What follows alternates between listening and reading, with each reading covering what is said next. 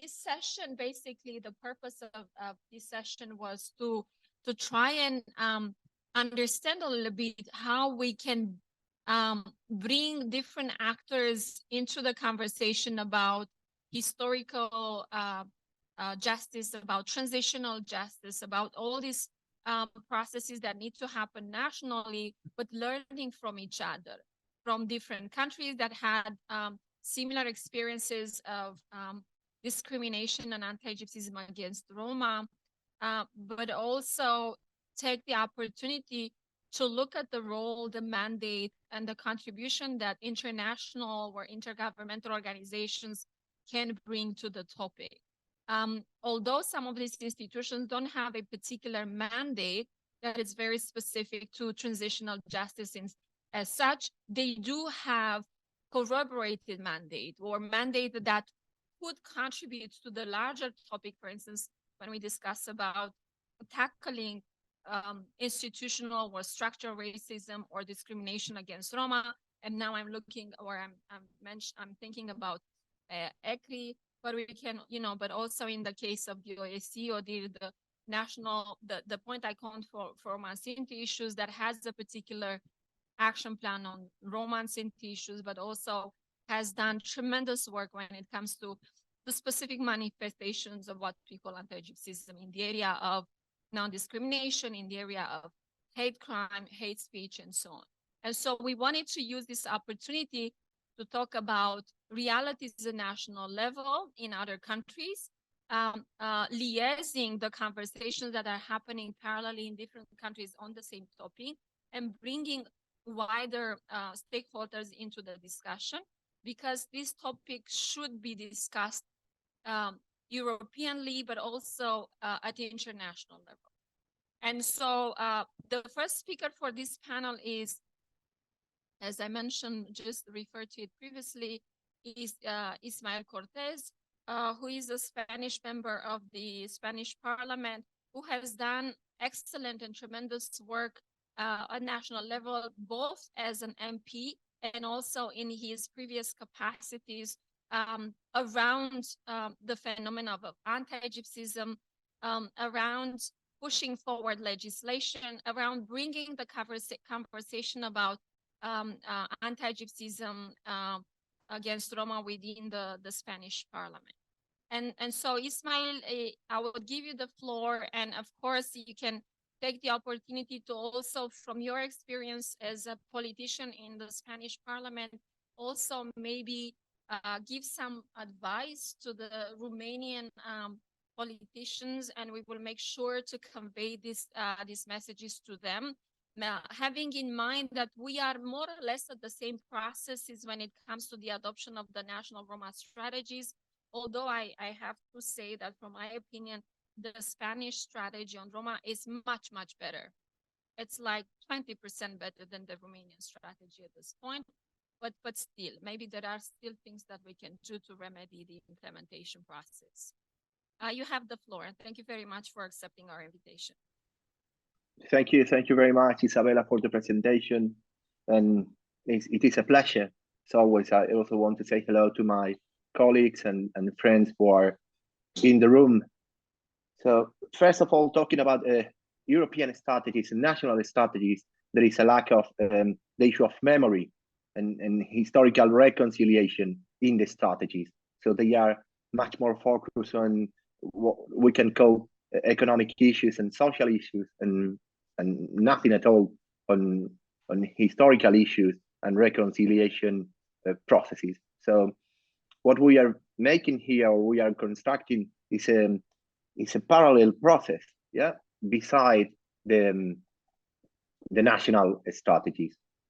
When we talk about memory, it is not about a general type of individual or collective memory, but it is about the political memory. So what a country has made politically and institutionally to the Roma people. And in the case of Spain, we focus especially in the dictatorship period, so in what we call Francoism. And in this sense, Germany is a good mirror to look at the process. At least or especially I would say with the history of the Holocaust. If we focus on the history of the Jewish Holocaust, they have a completely different approach and historical process, starting first with the Nuremberg trials.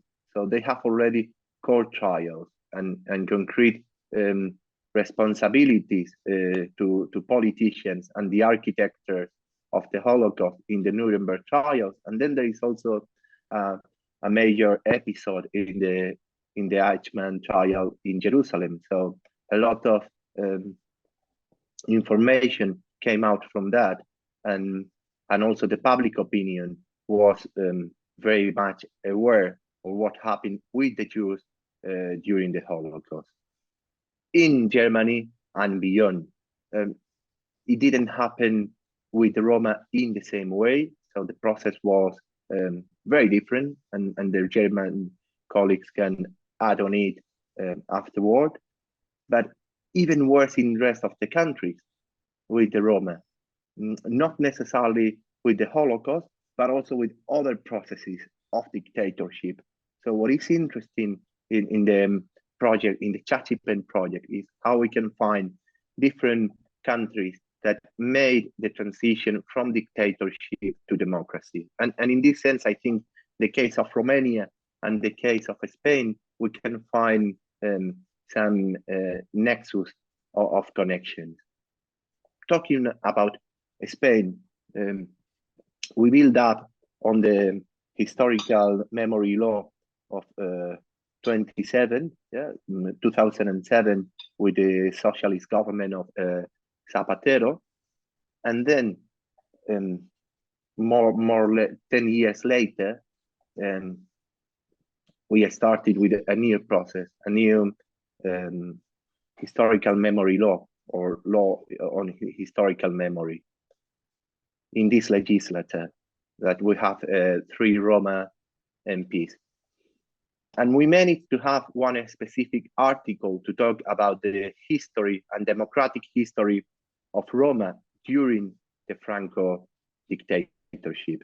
Because we know that there were specific laws persecuting Roma and suspending the pre-assumption of innocence of the Roma. So the Roma were persecuted under very specific anti-Gypsyistic laws in Franco regime, and they were put in prison.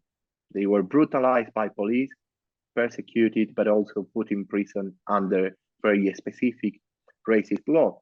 And this was something that the Spanish government and the Spanish state didn't recognize openly until now.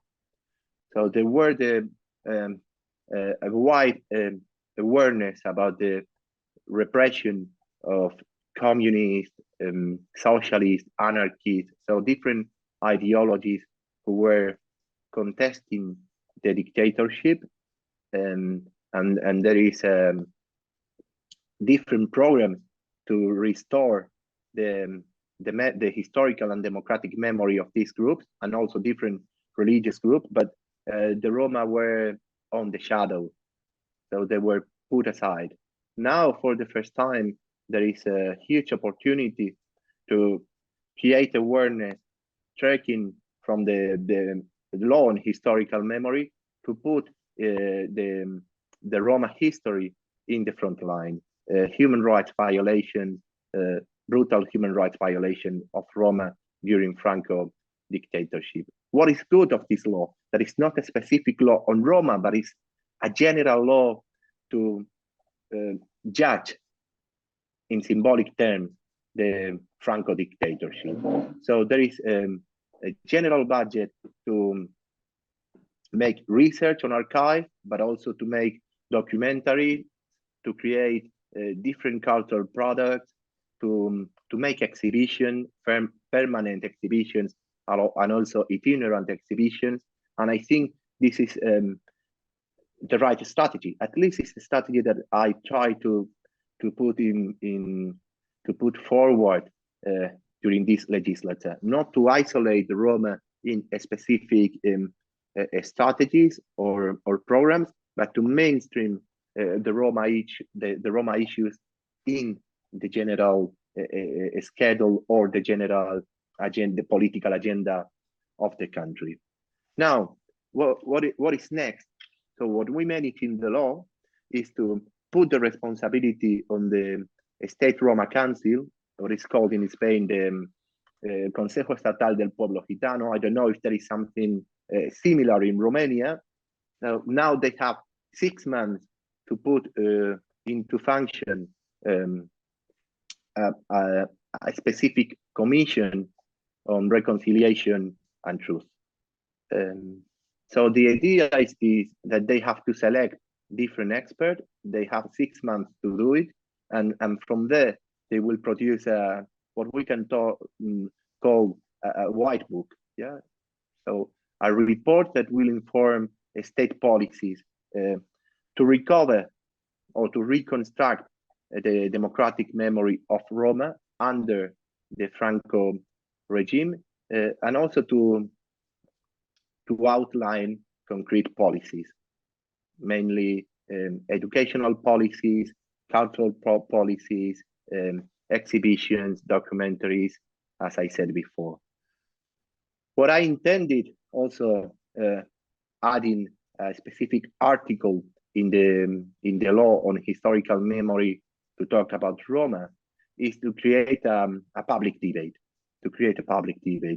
So to record all the sessions in which experts, but also people from the community, there are still some, what we can say, survivors of the Roma, of the Franco regime that can say openly and publicly what they lived, the history of repression under Franco dictatorship.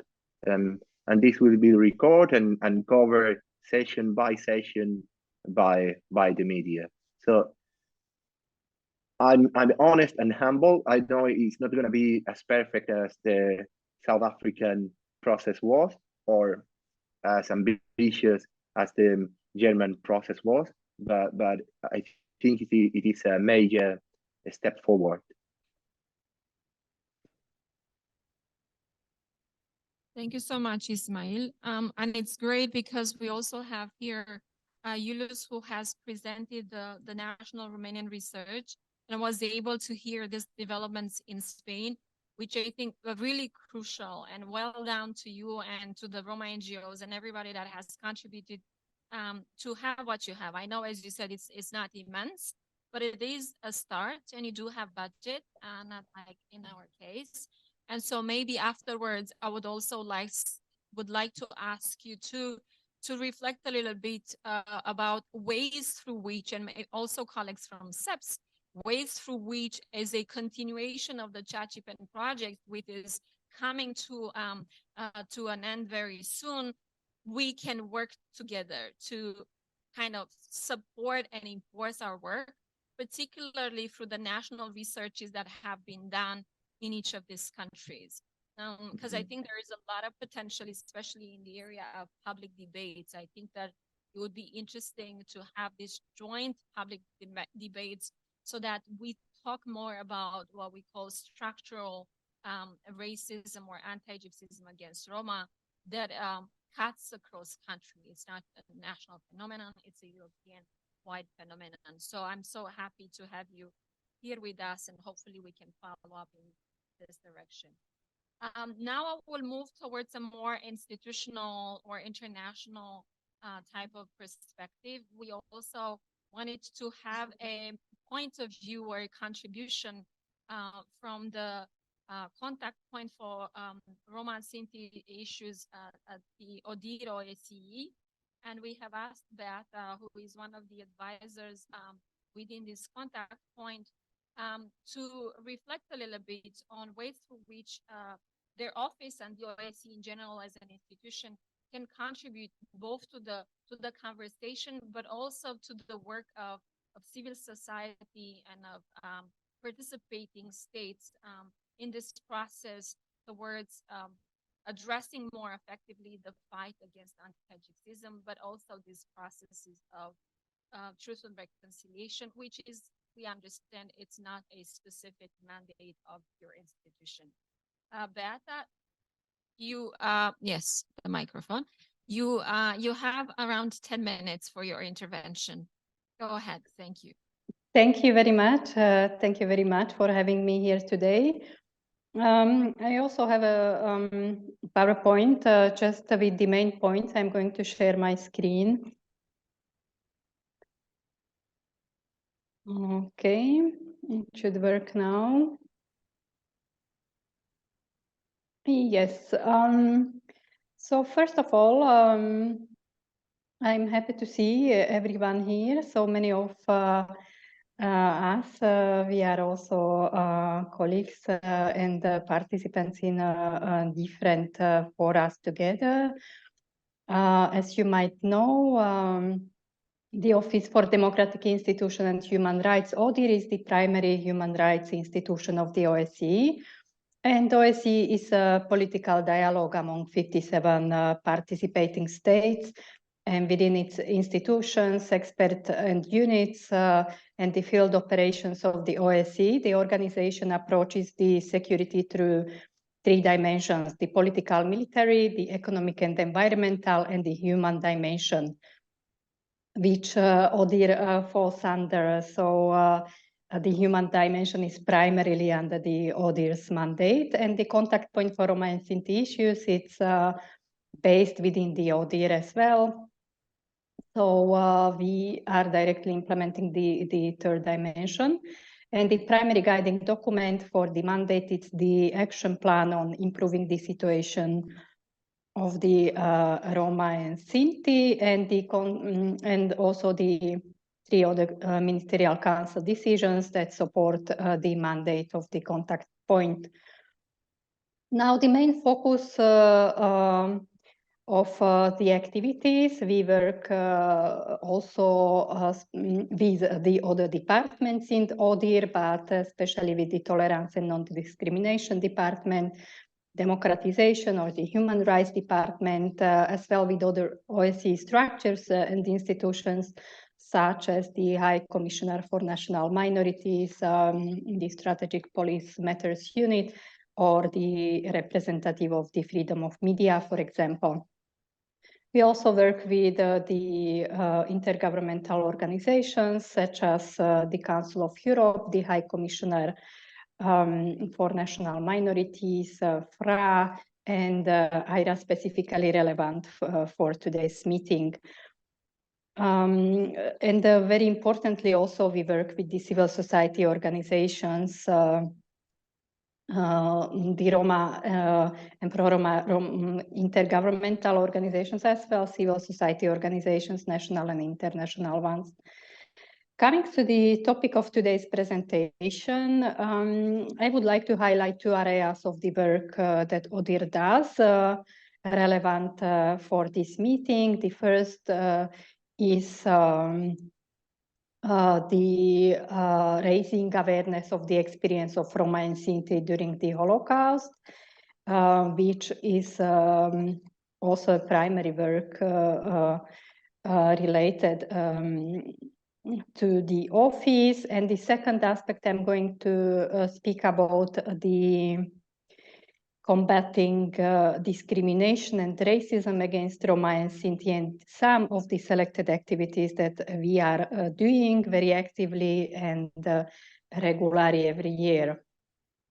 So starting with the Sinti and Roma genocide, so there is a direct link between the non-recognition of the genocide and the continued discrimination that the Roma and Sinti are still facing today. We work very closely as an international partner also with the International Holocaust Remembrance Alliance, IRA, which has several structures, and it as well has participating states committing to the alliance.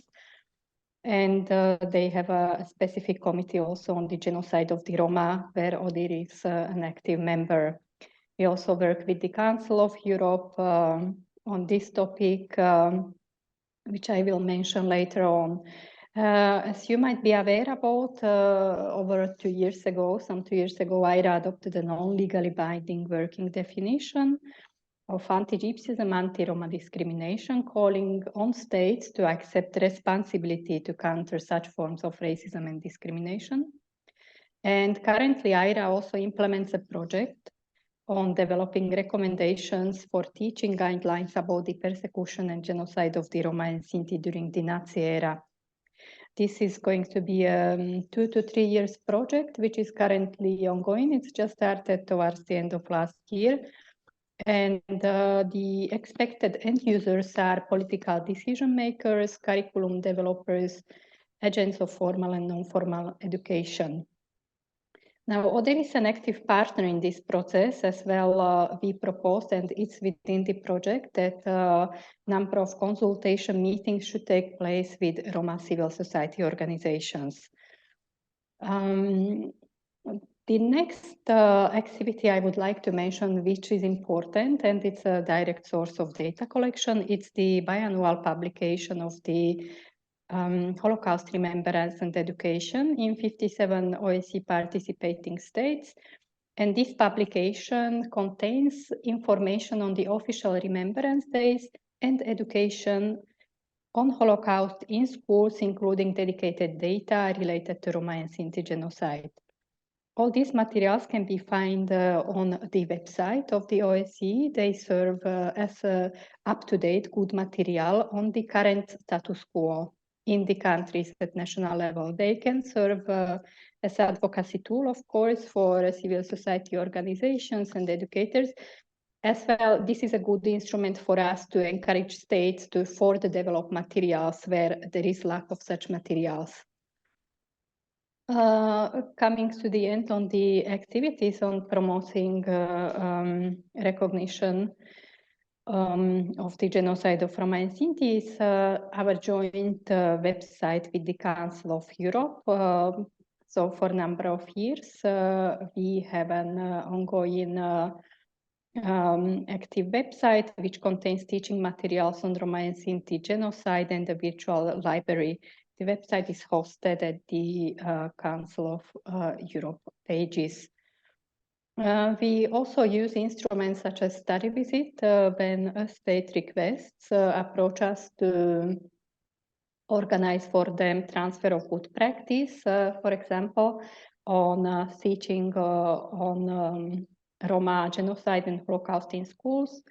So we can organize a study visit, which we did in 2019. We had a number of countries visiting Austria and learning from the practice of teaching about the Roma genocide in schools in Austria. And we also had a number of delegates from Romania, which was very good. I would like to move to the next topic, which is a big part of the work we do in combating racism and discrimination. And here I will start with the activity on the training component. We have a training and training of trainers as well on understanding between police and communities.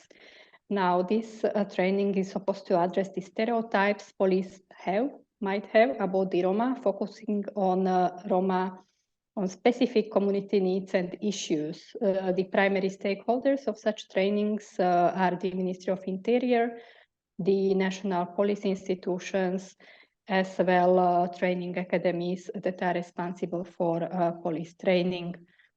We have had a number of regular trainings since 2015, and at least every year we conduct one or more trainings for the law enforcement officers. An important development which I would like to mention is that last year we drafted a practical guide on addressing the security needs of Roma and Sinti.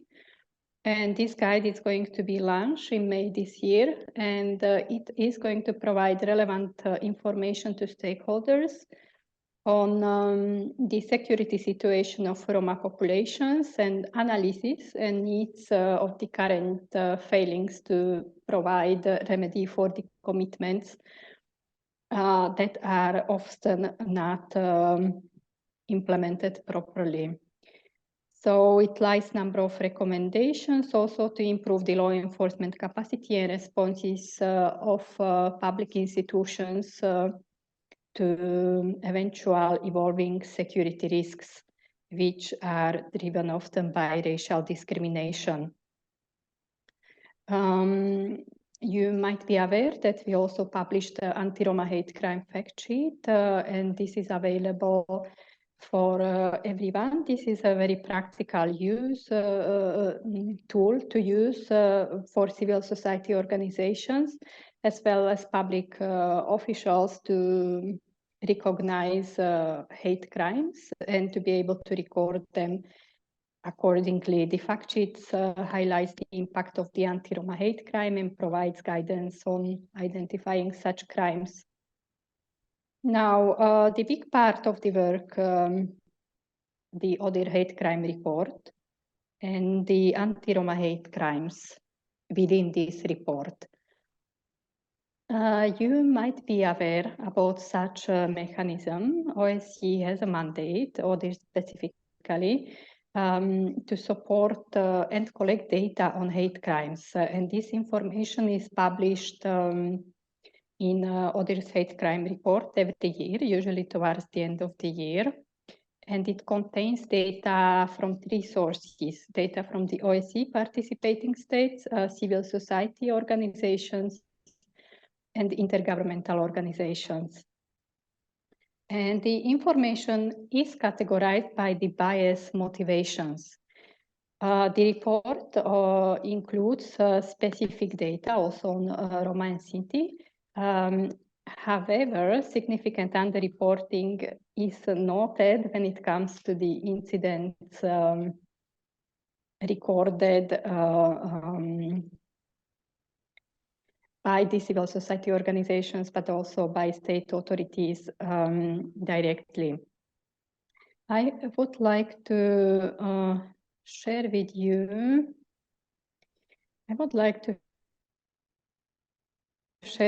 the statistics for this report for the last 2022 data. So the data is retroactive. It's for recording developments in 2021, but the data is published in 2022. So if you look at the number of incidents, these are the incidents reported by civil society organizations. Out of 57 states, 44 participating states, civil society reported the incident. And as you see, out of all these over 2,500 incidents, only 64 incidents were reported concerning Roma and Sinti. So this is a clear example that data is not being reported, and especially by the civil society. Now, just for an example, when we speak about Romania, since the meeting it's taking place in Romania, so last year the police recorded in Romania 7 cases involving bias motivation, prosecuted 54 cases that included bias motivation, and sentenced 128 individuals based on bias motivation. When we look at the data reported by the civil society organizations, unfortunately, related to Roma and Sinti, the data is 0. So last year in Romania, civil society reported 0 cases on anti-Roma discrimination to ODIHR. Now we have record of 2, but these 2 cases were incidents were reported by intergovernmental organization. So there is a clear need of the civil society's mobility in organizing themselves and reporting this incident. This is a very, very useful tool, which is used for advocacy purposes, but also for dialogue with the state. And just to mention that this year, this process has been opened already, so civil society can go on the ODIHR's website, and download directly this link where also guidance is provided, and provide a description of the incidents directly targeting Roma and Sinti. This is opened for every civil society, for individuals as well. So the deadline is April 30th. And this year, also the colleagues from Tolerance and Non-Discrimination Department will organize a public consultation meeting with, in general, with civil society organizations on encouraging them to report this data to ODIHR. As you can see from the big statistics, so we have the anti-Semitic data, received the biggest number of inputs, so, and then the racist and xenophobic manifestations as well were reported 2,000 such incidents by civil society. So the anti-Roma discrimination and bias incidence is pretty low, right? But when we look at reality, we know this number is very high, especially in last few years. These manifestations of anti-Roma discrimination have increased several by several counts, but we should ideally be able to record these trends as well in the ODIHR hate crime data report. So it gives us further leverage to engage in dialogue with the government, for example, in themselves recording the cases based on bias motivation. For example, Romania, they do a pretty good job in reporting. Make your conclusion, just because we would need to move forward, and I think it's very Yes. clear from statistics how bad we are in Romania, unfortunately. So yes, so just very briefly, as there are some progresses made by recording the incident by the cases by the state, unfortunately, they do not break it down by bias motivation. So this has been also one of the conclusions and recommendation of ODIHR to Romania this year with the last year data. Just to conclude, the security guide as well, the other instruments that we have developed within the ODIHR, they do have number of recommendations for the state officials and the law enforcement agencies. And I just highlight few of them. There are several more, but we actively use these instruments in dialogue with the state. So thank you very much. And of course, I would be happy to contribute with more information if time allows. Thank you. Thank you very much, Beata. It was very useful to listen to your presentation. And I know it has been a little bit longer, but hopefully useful for the NGOs that are attending, not just from Romania, hopefully, because I think that the mechanisms that the OSCE has as such, it's so underutilized lately. And I think that has to do a bit with what's going on also within civil society. Generally, it's not just an exhaustion of using this mechanism and the idea that nothing really happens as a result of reporting, but it also has to do with lack of more structural capacity to follow through, and even thinking of the tremendous data that that European Roma Rights Center is usually putting together when it comes to police abuse.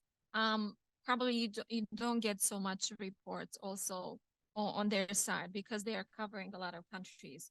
we will make sure to share the information with those present at this event, and also with the other member organizations, to make sure that at least maybe they could meet the 30 April deadline that you mentioned when it comes to reporting on, I think it was on hate crime. So thank you very much. It was very, very useful to have you here. I would now like to move to the last speaker of this session, who is Robert Rustem. Hi, Robert. It's nice to see you online this time. Who is working with the European Commission Against Intolerance and Racism as part of the Council of Europe, who is a monitoring body of the Council of Europe, as he will tell us himself, which does a lot of work in the area, both of, if you want, discrimination more broadly, but also specifically on Roma, and also on anti-Gypsyism and different manifestation of anti-Gypsyism that includes the work with the police. And so, Robert, I'll give you the floor and let you take this away. Go ahead. Thank you very much, Isabela. So, dear participants, dear colleagues, it's a great honor to be part of this meeting today. And on behalf of the Secretariat of the European Commission Against Racism and Intolerance, or well-known ECRI, I would like to thank the organizers for the invitation and for allowing us to present the work of ECRI on this crucial topic. I would also like to congratulate you on the excellent report that lays the foundations for concrete actions in this field. As Isabela mentioned, ECRI is the Council of Europe's independent human rights monitoring body, entrusted with combating racism, xenophobia, anti-Semitism, and intolerance in Great Europe. ECRI's actions covers all necessary measures to combat violence, discrimination, and prejudice faced by persons or groups of persons on the ground of race, color, language, religion, national or ethnic origin, sexual orientation, gender identity, and sex characteristics. In addition to the monitoring of 46 member states of the Council of Europe, ECRI also issues general policy recommendations, which are all known as the GPRs, guiding policymakers when drawing up national strategies, policies, and legislation. ECRI has so far adopted 16 GPRs in various areas, and 2 of these GPRs are concretely referring to Roma issues. Given the vital role of schools as institutions in which social skills and fundamental values are acquired, ECRI considers that it is essential to engage with the young generation through education that promotes human rights. Therefore, under its current 6th cycle, country-by-country monitoring cycle, ECRI reports based on country visit contained a dedicated chapter on inclusive education. This chapter briefly looks into educational policies and efforts to address exclusion and marginalization as a part of the broader goal of creating an inclusive society, and mainly covers the following issues: education law, policies on human rights education at different school levels in teaching training, promoting equality, and preventing and combating racism and intolerance in the curriculum, and monitoring of racist and LGBTI-phobic incidents and bullyings. In its country reports, ECRI also underlines the need to acknowledge past and present racism through history teaching. Furthermore, it has encouraged governments to look more into the historical dimension of racism and inequalities, especially colonialism and slavery, whose legacies have affected Europe. In this connection, I just would like to inform you that the Council of Europe has recently set up an observatory of history teaching in Europe.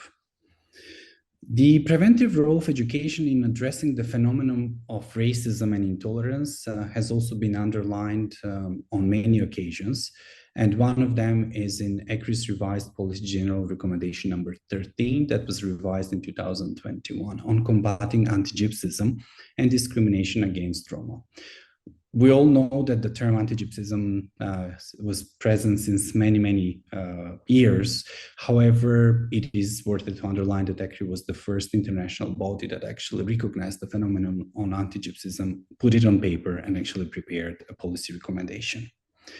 This document strongly emphasized the crucial role of ensuring access of Roma to education, employment, and other goods and services on one hand, and on the other hand, combating hate speech, racist crimes, and violence against Roma by applying criminal law provisions and preventive and awareness-raising measures. Furthermore, the text emphasized that only a comprehensive and multidisciplinary approach to Roma issues involving Roma representatives at levels of policymaking, so the conception, development, implementation, and evaluation, can enhance mutual trust and contribute to the fight against anti-Gypsyism.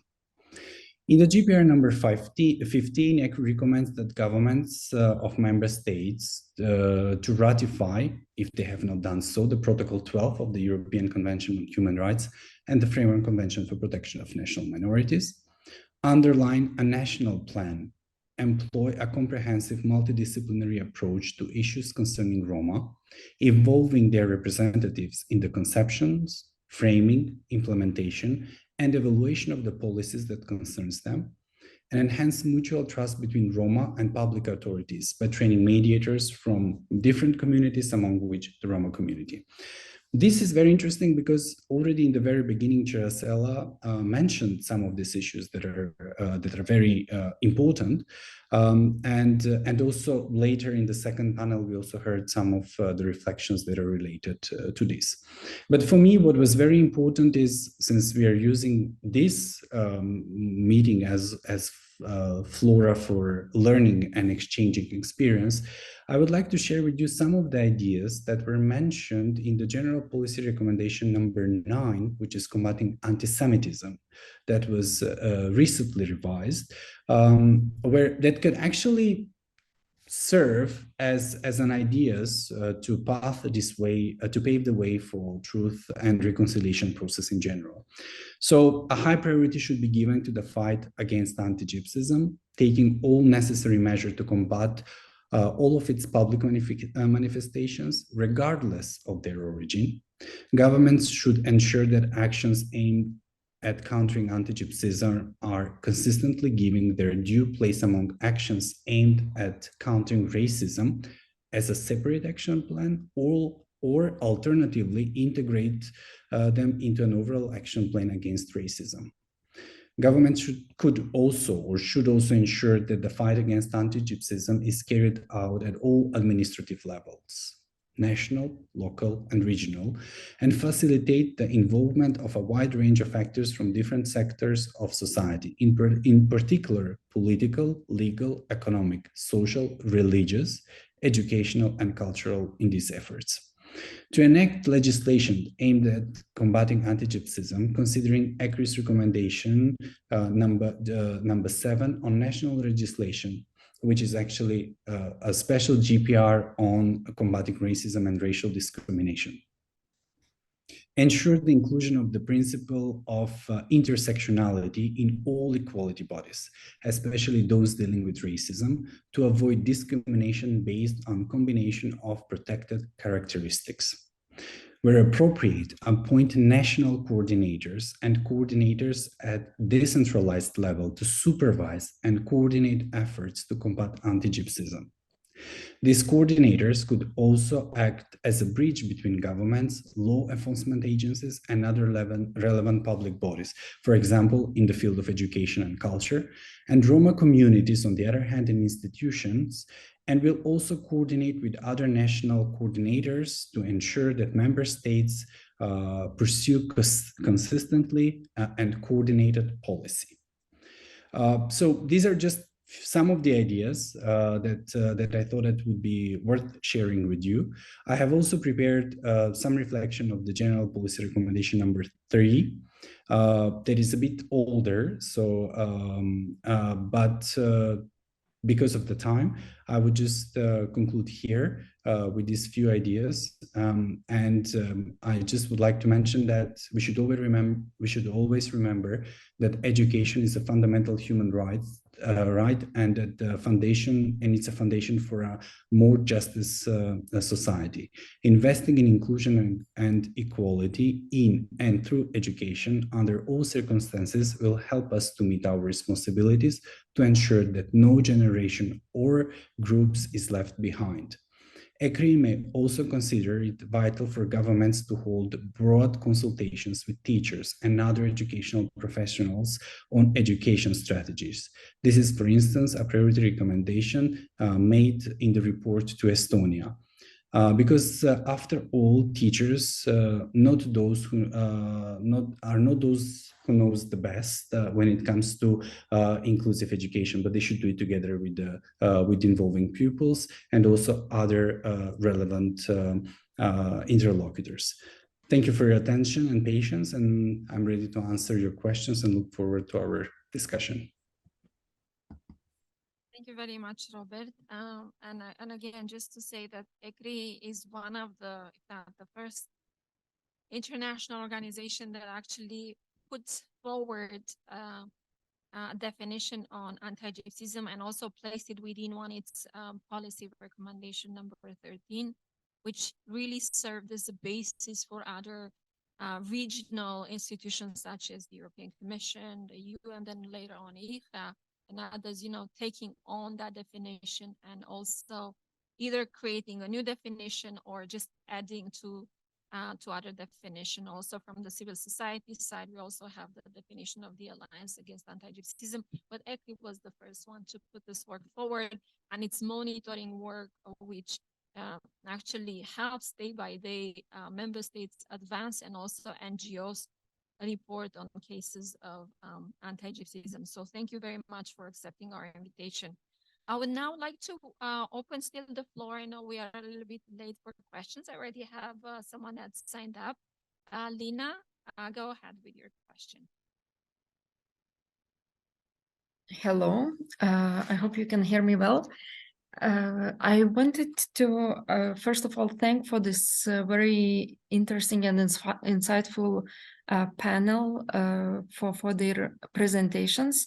And I would like, I was really shocked by the presentation from OSCE or dear representatives about the numbers. I think this kind of illustrated a bit the point of Pedro, sometimes we actually need those numbers to see what is the scope of the issue or that the absence of those numbers, because we know that the phenomenon of anti-Gypsyism and the way people are affected is so prevalent. And I would like to ask you all the panelists, what do you believe are the main reasons why we have so few of those anti-Gypsyist crimes recorded, and how would you link with this work of recognizing the historical roots of anti-Gypsyism? And if I may, I shortly would just add, from our work, we saw that so much attention has been pushed, especially by the European Union institutions,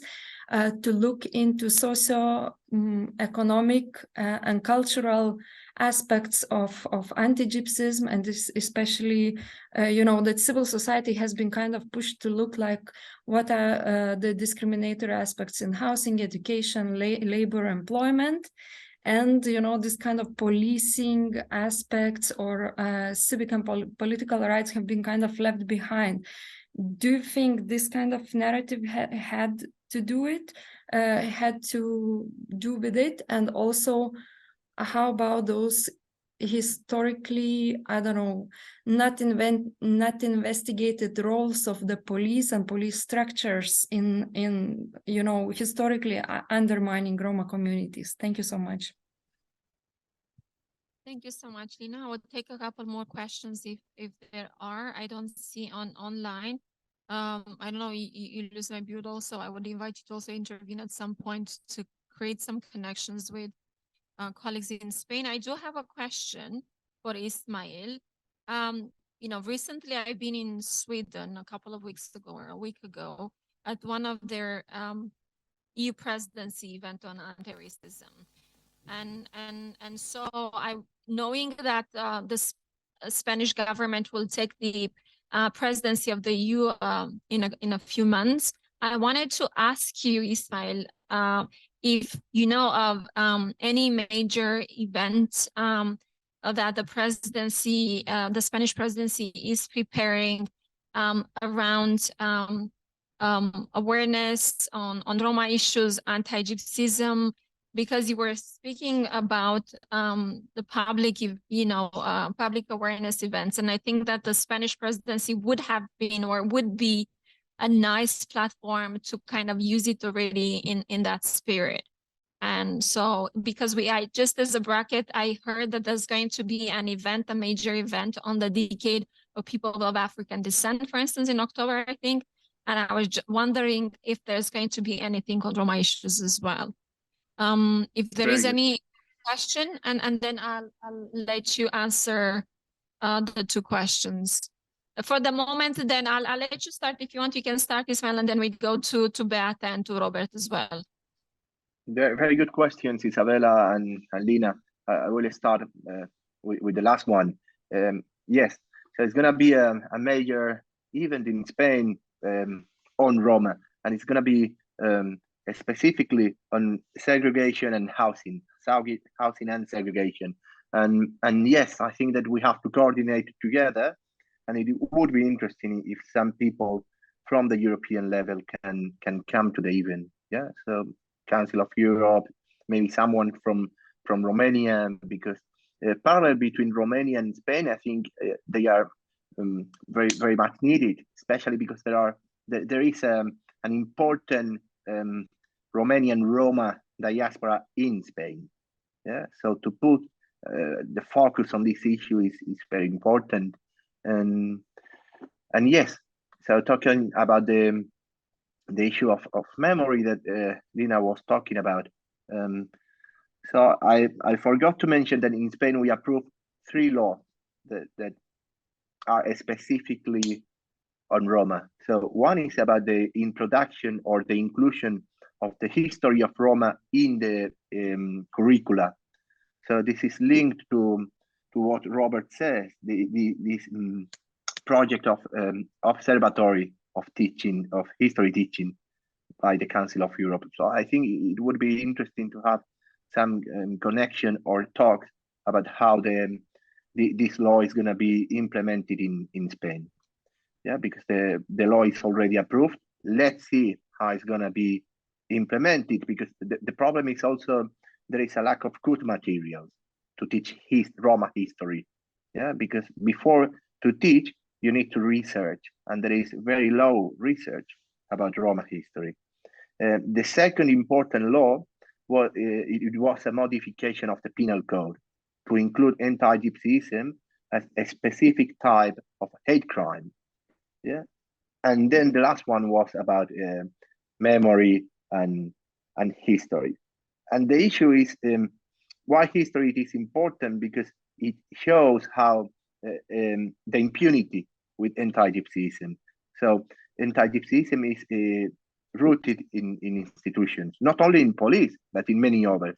And housing, for example, is one of the most important, because precisely with good intentions, the Roma were segregated systematically in Spain and in many other countries of Europe, but specifically in Spain, in every city you will find a segregated Roma neighborhood, even in the most important cities, Barcelona, Madrid, Bilbao, Seville, and so on.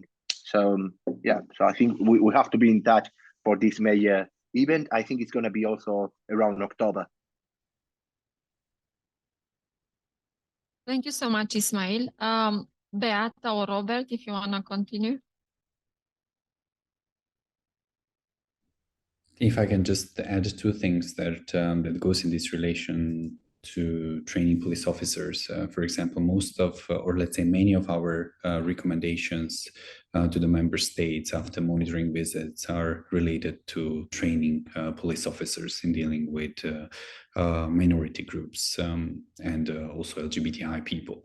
So just for info, the last report on Romania was published in 2019, and one of the 2 priority recommendations, because the report has 30 recommendations plus additional 2 priority recommendations that usually after 2 years from the publication of the report, we're going back and actually assessing the implementation. So one of these 2 priority recommendations related to teaching police officers in handling cases related to discrimination based on ethnicity, but also on sexual orientation. And our assessment in March 2022 actually showed that the Romanian government did establish some trainings on these issues with police officers. And the second thing that I would like to mention is that every year the European Commission Against Racism and Intolerance is organizing so-called annual seminars with equality bodies. So basically they are our premier or primary interlocutors, where actually we're discussing issues that are of importance that we have been actually coming through during our monitoring visits. And the idea was actually to raise awareness on anti-Gypsyism, and that actually behind the complaint sent to them, there is also always a person, and that person has, and that way of, or actually the anti-Gypsyism has multiple effects on the life of that person, of other Roma families, but also in the society. And I think that that is a very important work, and that is one of the ways not only to encourage the Roma to actually submit complaints, but we should work also with the equality bodies to train them on actually dealing with cases of anti-Gypsyism and being able actually to recognize that it's a case of anti-Gypsyism. Thank you so much, Robert, for that interesting point, because, sometimes we assume or take for granted that institutions with a particular mandate on discrimination, such as equality bodies, have the specific knowledge on Roma or anti-Gypsyism, but that's not always the case. So the fact that ECRI is taking that work forward, I think it's so relevant, especially that within the current EU-Roma framework and the Council recommendation that it's linked to it, there is a specific part that relates to the mandate and the role of the equality bodies in the implementation of equality and non-discrimination of Roma. So thank you for that work. Beata, I see you reconnected. I think you were already there when Lina has asked the question. Are you able to answer now? Can we also, okay. Yes, I apologize. I was not sure if it's mine or yours connection.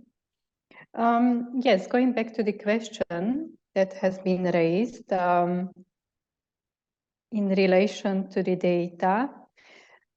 Yes, now it works. So yes, in relation to the data collection, so it is true that there is a gap, but this is something that can be overcome. So it is a mutual interest of the OSCE as well, the civil society organizations, to improve the process every year. So last year, for example, the data was very weak, but this year there is a new opportunity again to collect new data, and so it's going to be every year. So this is not a closed process. This is a process that is ongoing, and there are other instruments that we can apply, of course, better outreach to the civil society organizations, as well providing guidelines how to report such incidents, and also having dialogue with at the national level with civil society organizations. So this is something that can be improved. The mechanism exists, and it's a useful tool. The second aspect that is important, that it's also national reforms happen. So institutions that are responsible for recording, prosecuting and sentencing the crimes based on biased motivation, that they actually properly establish such mechanisms at national level. So not only that the first instance police officers are ready to recognize and record it correctly, but also that the victims are aware when they report such crimes and they report exactly what has happened and what biased motivations have been used. This is something that is already severe, because if the incident has taken place, then only what we can do is remedy, but this remedy, of course, has to be ensured by the state. And then there is the entire human rights work that happens in the prevention phase, when the incidents should not occur. So if there are good mechanisms at national level also to prevent incidents, and also to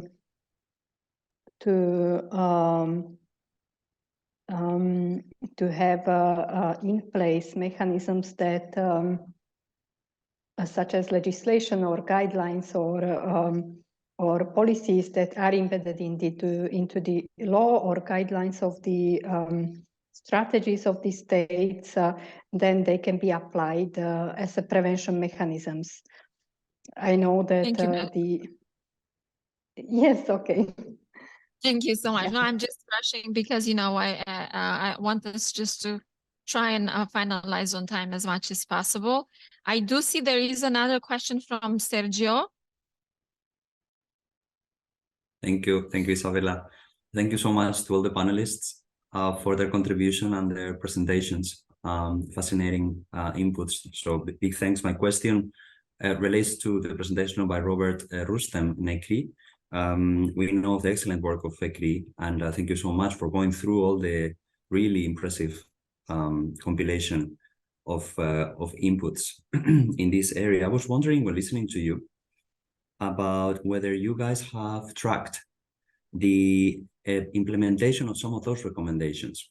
I'm aware that you publish in your website sometimes the country reports and the responses by the governments as to how do they go about the recommendations. But I was just led me to think about the extent to which you actually are tracking and having a kind of an overview of what has been done.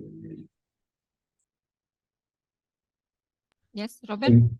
Thank you very much for that question. Actually, we are about to complete an overview of the 5th cycle.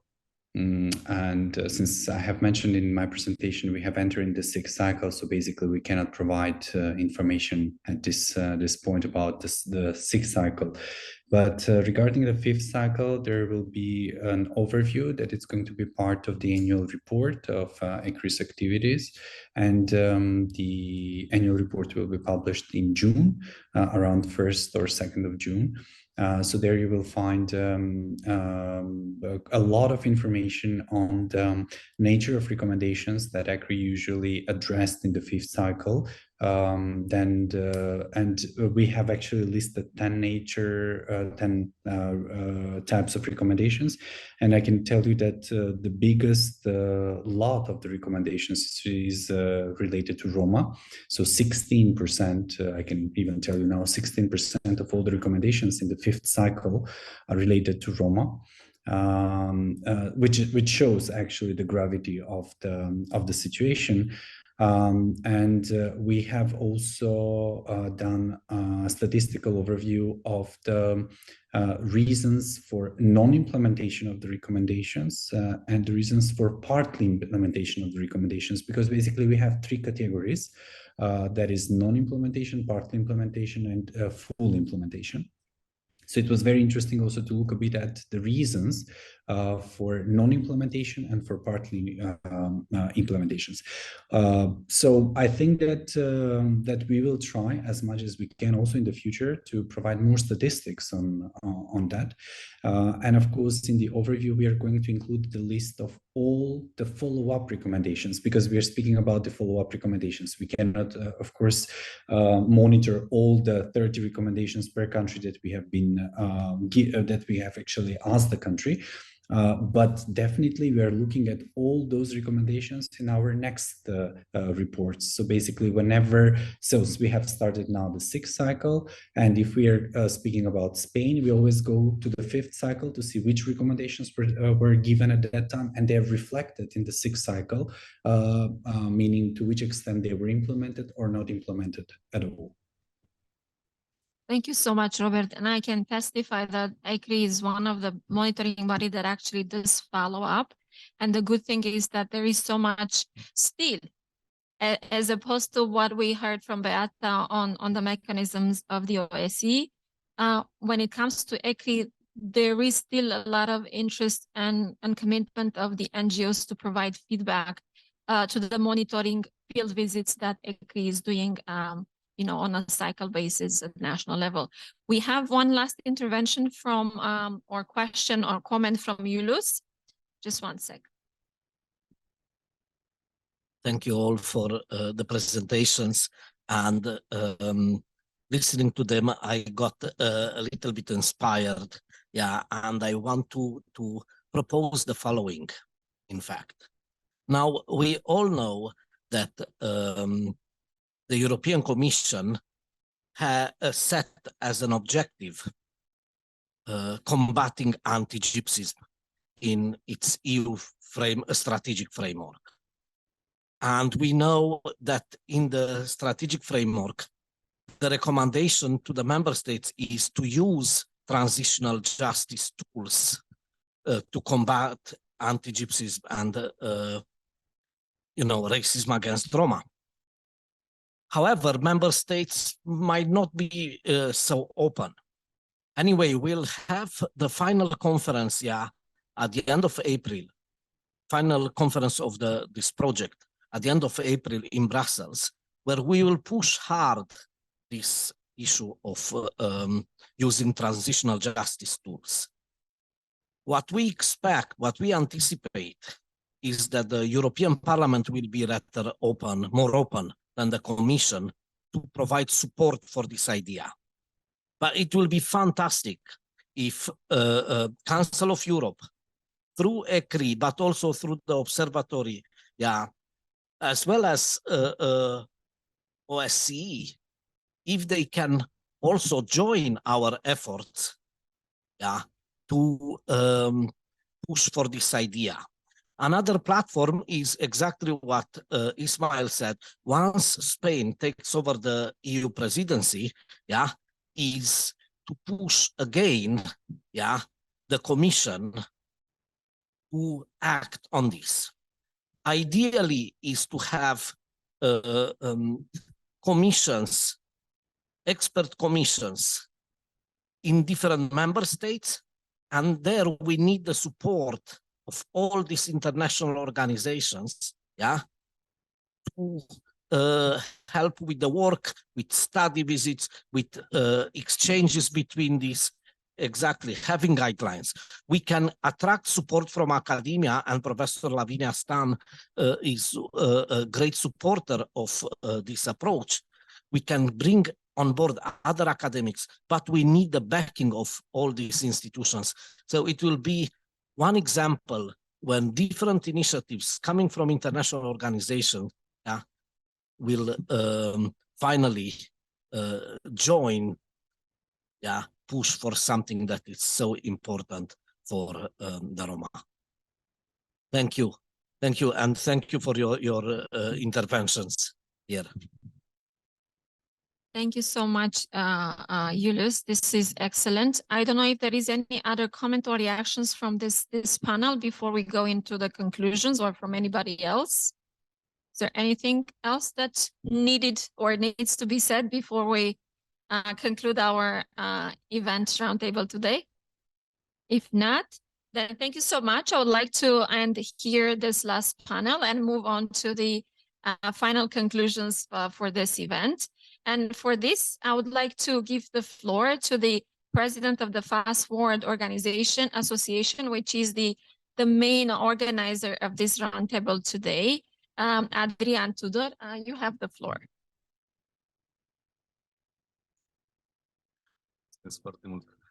Okay, so thank you very much. I will be very short because first I want to acknowledge all of the work down on this paper, all of the work of Mr. Julius Rostash. Congratulations again. I want to thank everybody that was here today, and thank you for the rising interest in this subject. And one more thing that I would want to bring is this need for Roma organizations to work together for common goals. This is lacking in the last period, and this is my request. Let's start working together, find the pieces of legislation or the ideas that we all consider are detrimental for the Roma in all of our states, and work together towards achieving these. Leave aside everything else and work together to fight all this anti-Gypsyism and everything that is going on badly against Roma, because we are seeing a Europe going towards extremism, and it doesn't help if we are not united. So that is what I wanted to say. Thank you so much for being here today, and thank you for spending these hours with us. Back to you, Isabela. Thank you so much, Adrian. I would also like to take the opportunity finally to thank everyone that either contributed or contributed by organizing it or by just being here and contributing to our conversation. I would like to thank our colleagues from Fast Forward, each and everyone who has contributed to the organization of this event, the colleagues from the technical IT teams. I would also like to take the opportunity to thank the interpreters who are online for their great work. I would like to, yes, I know it's very difficult not to upload. I would like to thank our partners from within the Chachipen project. I would like to thank the colleagues from SEPS for always being there and leading on to on the narrative, connecting the dots, and taking the hard responsibility to move us forward towards something more sustainable. And here is also an invitation to give you one more task to colleagues at SEPS, to us, together jointly to follow up together and see exactly how Jarasela said that this doesn't just remain, ends with this event, with this report, but that it's a task for us forward also with the partners from Fajik, with Ismael, with Julius, with every and each of you, to see how we can continue together to make sure that there is some sort of recognition of what happened to us in the past in all our countries. That maybe we can put, we can create some good practices on commission and expert commission, the ones that Julius is advising us, that we can share good examples from Germany on the Commission Against Anti-Gypsyism, that we can take advantage of everything that has been built so hard with so many tears and so many efforts, and we don't stop here with the end of the project. I also wanted to make sure that everybody knows that on the 25th of April, under the Roma week, there is going to be the how do you call it, Lina? The flagship event, the final conference of the project, where we will make sure that we will invite all of you, and hopefully you all are able to attend the event. I would like to thank the institutions that are present here today, and hopefully they're also going to have their battles inside the institutions and move the discourse further. Obviously, we won't have the time now to go through everything that has been discussed, but I think the basis of the conversation here in Romania has to also be or include the report that Ciprian and Julius have put together. Maybe we also find a way that it's going to be translated into Romanian so that institutions won't have the excuse of not being able to follow up on its recommendations. And so because we don't have the time to go through all of this, I think it's important to make sure that we advertise the work of the project, the reports that have been done within, not just maybe in Romania with the Romanian report, but also the Spanish report, the Swedish report. So there are some lessons to be learned. We have the support, as we could see, from regional institutions such as the OSCE, the Council of Europe, and I'm sure the European Commission as well, which was not able to attend at this event here today, but for sure they will be engaged in the Brussels event. And so with all of that, I would like to thank you and not keep you longer. Thank you. I hope I didn't forget anyone. I usually feel very bad if I forget to thank anybody that is online or is in presence here today. And hopefully we'll see you very soon in Brussels. And thank you so much to the moderators as well of all of the sessions, to the colleagues that could make it here. And to Ismael, to Miriam, to Victoria, that helped us also with the communication. Who else I see there? To my colleague, Ana Maria from the office. Yeah, Elsa, it's great to see you here. So hello to everyone and all the best. Ashen Devlesa, so to say. I know. Thank you. you. So the event is closed. Ciao. Thank you, Isabela. Ciao. Thank you so much.